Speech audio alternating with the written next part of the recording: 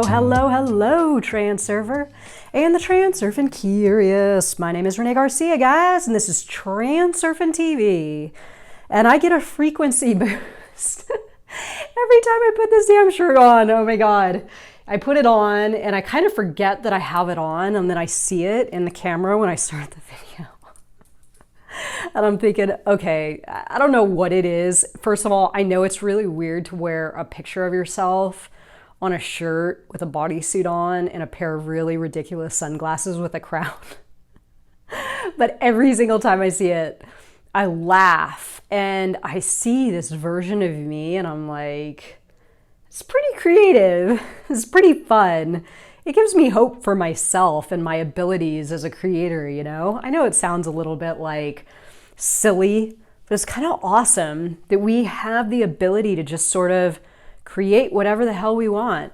Go on a Spreadshirt and create a shirt with your picture on it and then wear it around. See what it does. It's super fun. Okay, so getting serious today. Excess potential. I'm actually going to read a little bit of the book today on excess potential because I realize that I have not done that yet. And I'm going to start in a place that I haven't read in a while. So I'm just going to go for it, see what happens. I will read as far as I feel appropriate, and then I will give you my breakdown. So excess potential, before I get started, is really a concept in reality transurfing that releases you from the resistance that is in your external environment, keeping you from all it is that you intend to have.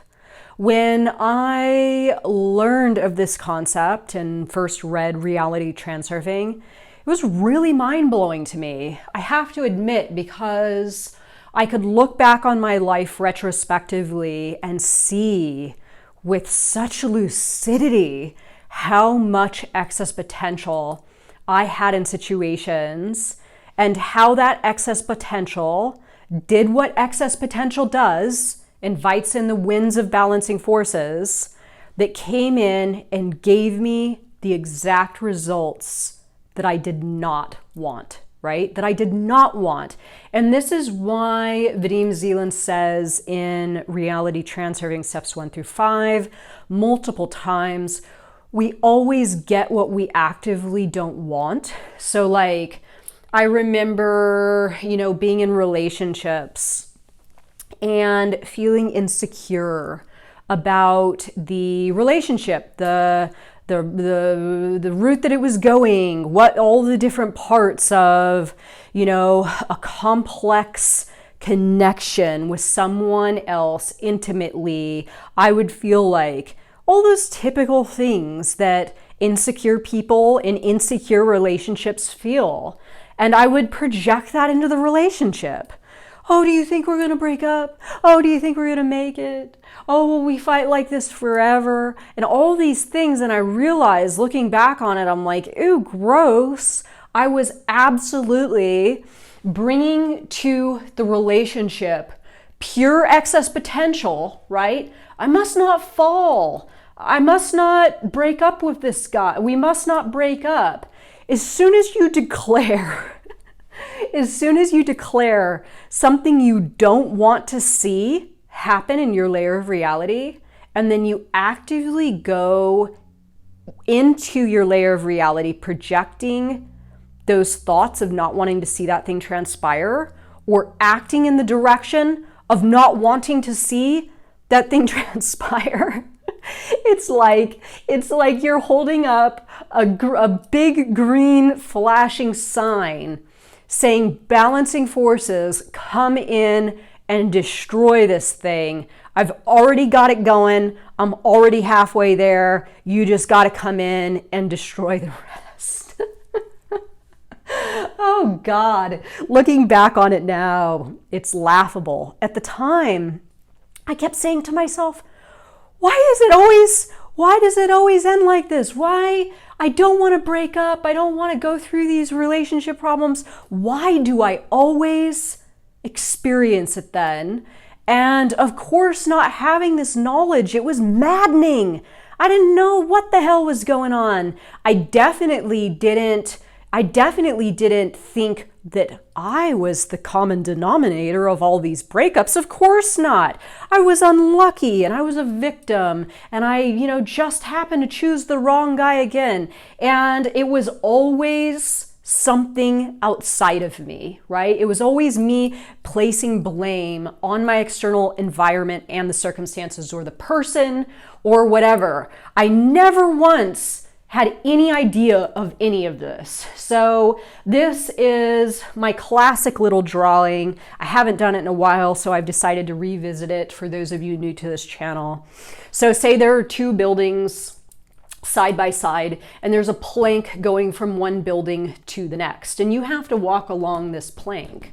So when you get halfway down the plank, you look down and it's scary. There's consequences, right? You fear the bad version of this event playing out, which is you falling. So you declare to yourself, I must not fall. I must not fall, right? So you have then created a stipulation within your reality.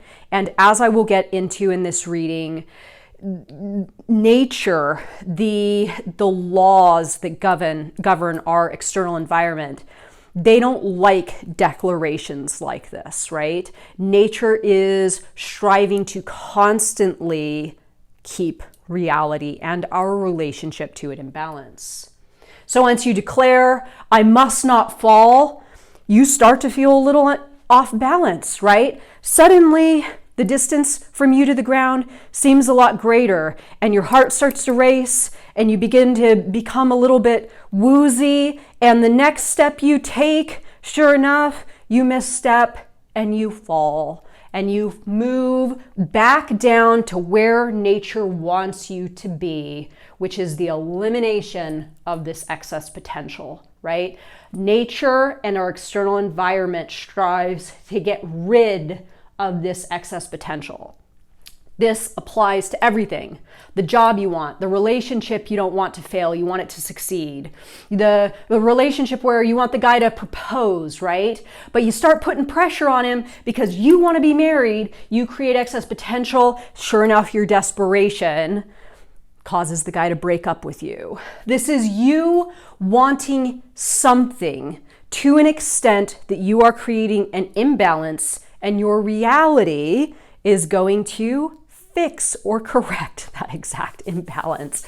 And once you see it, it's like a miracle. It's like Pandora's box, though. You can't shut the box. You have to then move through your reality, paying attention to when you're creating excess potential and making certain that you are always approaching reality. Even if you're walking across the plank, you're doing it as if it were on the ground, right? And this is the cool part of transurfing. So I will get into it in a moment. Before I do, remember to like this video, comment below, subscribe, links for courses, follow me on Instagram, TikTok, all that stuff. Look at our shirts, check everything out, blah, blah, blah. I will get into it now. Excess potential. Everything in nature strives towards balance. Changes in air temperature balanced by wind.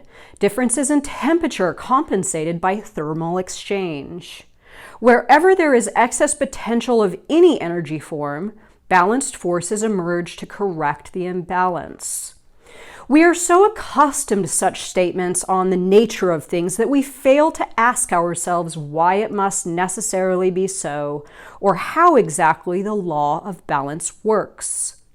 Laws do not actually explain anything. They are just statements of fact. All laws of nature are secondary and derived from the law of balance. The law of balance is primary. At least it appears to be.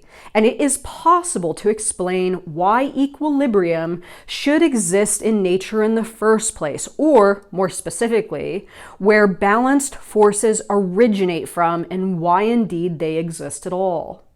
The fact that we have become accustomed to something doesn't mean it is the way things necessarily are. One can only imagine what the world would be like were it not for the law of balance. An atmospheric jelly or an aggressive furnace, perhaps.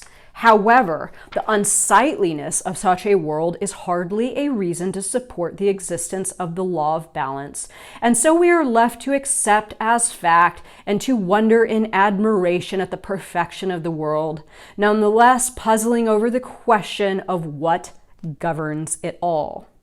We are used to the fact that there are good and bad spells in life and that success is followed by defeat. For this is all a manifestation of the law of balance. Success, like misfortune, destroys the balance. Complete balance is when nothing happens. Absolute balance doesn't exist, or at least no one has managed to observe it. Oscillation is observed everywhere in the world, night and day, incoming and outgoing tides, birth and death, etc. Even in a vacuum, elementary particles are involved in a process of continual birth and dematerialization.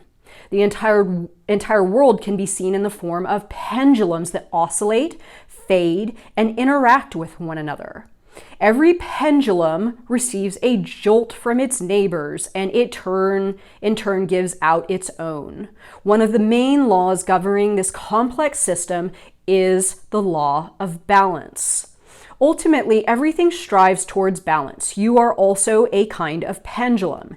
If you take it into your head to destroy the balance and sway sharply in a particular direction, you will brush against the neighboring pendulums, creating commotion all around, which will then turn against you. Exciting, huh? Balance can be destroyed by actions and also by thoughts, and not only because thought is followed by action. As you know, thoughts radiate energy. In the world of material realization, everything has an energetic foundation. Everything that occurs on an invisible level is reflected in the world of visible material objects. It might seem as if the energy of our thoughts is not powerful enough to have an impact on the world around us. And if that were the case, everything would be a lot simpler. However, let's not make guesses about what's happening on an energetic level. Otherwise, we could get entangled in a knot of conjecture. For our purposes, it is enough to accept the simplified model of balance, where excess potential appears, balanced forces emerge to eliminate it. Dun dun dun! Excess potential is created by mental energy when too much importance is given to a particular object. For example, let's compare two situations. One situation, you are standing on the floor in your house, and the other, you are standing at the edge of a precipice. In the first case, the situation causes you no concern. In the second case, the situation is of grave significance. One careless move, and the mistake is irreparable. On an energetic level, however, the fact of simply standing is of equal significance in both cases. So this gets me back to saying that transurfing teaches us how to do this as if we're actually doing it on the ground, right? Not creating that excess potential.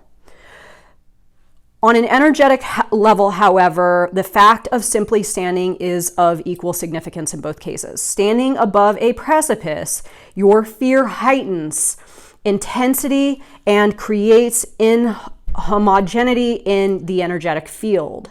At this point, balanced forces emerge aimed at neutralizing the excess potential.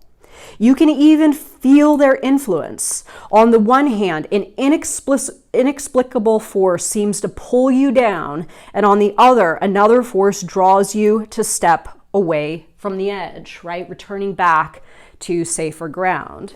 To eliminate the excess potential of your fear, the balanced forces are required either to drag you away from the edge or to cast you downwards and be done with it. It is the impact of the balanced forces that you are experiencing. On an energetic level, all material objects are of equal significance. It is we that attribute specific qualities to them, such as good, bad, cheerful, sad, attractive, repulsive, kind, wicked, simple, complex, etc. Everything in this world is subject to our assessment. The assessment itself does not create inhomogeneity. I know I'm pronouncing that word wrong. In the energy field. Sitting in an armchair at home, you can make the assessment that sitting there is safe, but standing at the edge of a precipice is dangerous.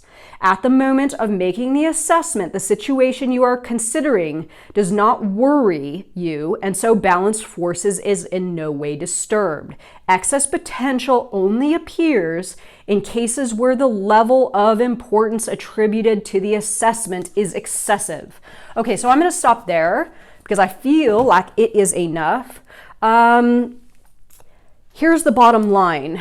Once you have placed importance on anything, you are inviting in balancing forces. Now, I know people say a lot, well, if I don't have importance on anything, how am I going to get anything done, right? How am I going to get anything done? If I drop importance on money, how am I going to make money? I remember one time somebody said, I've dropped importance on money and now I'm broke and I'm going to be homeless soon. And I'm like, dude, dropping importance doesn't mean not taking action. So what dropping importance means is it means that you are not over-evaluating the scenario if it plays out in the opposite direction of your intentions. So an example would be like this. Oh my God, I need to make money right now. If I don't make money, I'm screwed. I'm going to lose my house. I'm not going to have any money to eat. I'm going to end up in a homeless shelter. I can't not make any money or lose all my money. I've got to make some money. Okay, so first of all, there's a ton of excess potential there. You are essentially creating that reality and then inviting in balancing forces to make certain that it will finish the job, right? If you are in this position and you are on the verge of homelessness and you have no money, you declaring all the things that could go wrong and how bad it would be if you fell, right? I must not fall. This doesn't actually create money for you. Lowering your levels of importance is about you not charging the situation up with a bunch of excess potential and emotions. So instead, it would look like this. Isn't this an interesting situation? I need to make some money. So what is the best way that I could take action right now to make some money? Oh, my friend just got a job as a Postmates delivery person or an Uber driver. Okay, so I'm going to now enter into that realm and figure out all the things that I need to do to secure myself in one of those positions so I can make money. So as you can see, there are two very distinct ways of going about needing to make money or dealing with the fact that you need to make some money. There's the panicking, the excess potential, declaring all the bad that's going to happen if you don't make money. And then there's the person assessing the situation from a non-emotional standpoint, just looking at what needs to be done to make money. So lowering your levels of importance is definitely not going to be like, you're just going to make them disappear. It's about managing your levels of importance, right? Trying to keep your levels of importance as low as you can and making certain that your energy and focus is going towards the action you can take to improve the situation, not all the bad that can happen, not what's going to happen if you fall, not all the consequences, not you declaring to your reality that this must happen or else. As soon as you have assigned those stipulations, those consequences, that sort of pressure into that situation, that's when the balancing forces come in. That's when the balancing forces come in. So ask yourself today, when have you been like this? Are you like this right now with something? Do you have excess potential about something? Are you declaring to your reality that the guy must propose, that you must get the job, that you must do this, that you must do that? And how can you shift out of excess potential mode into action mode, because action is the best neutralizer of excess potential, and just intend, right? Intend. So you got intention to get you across, or you got stopping halfway and loading up the situation with a bunch of excess potential, inviting in balancing forces, and never making it to the other side, right? So I hope you all enjoyed this video today. A little bit dark, but you know, maybe it will help you in eliminating some of that excess potential in your layer of reality and get you in the path of action and intention towards that desired outcome. So I hope you enjoyed this video, everyone, and I will see you all next time. Bye, guys.